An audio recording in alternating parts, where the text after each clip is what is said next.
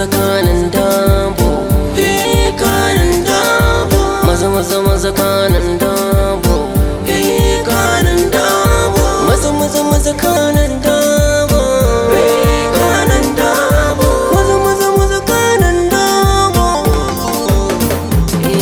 Salamu alaikum mutan Kano, kai har can Rano, ni Abdul zan gaida mutan Kano, har na je Gano.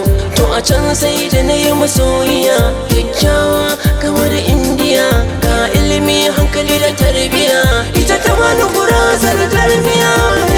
Ni ma na ɗanɗano daɗin zama a garin Kano, kuma na zazzaka cikin Kano, gashi na san tarihin Kano. Ga kofofin Kano, kofar ɗan agundi cikin Kano, kofar na isa a Kano, daga nan sai na wuce gadon kana, na je kofar famfo na tsaya, kofar kabuga zan wuce, daga nan sai kofar Dukawiya. Wuce zancen asali, gana kofar kan sakali, kofar da wano a can daga kwalkwali. Kai yanzu ina zuwa kofar masu da yan uwa, a kofar mata kan sharuwa, kofar Nasarawa zan wuce.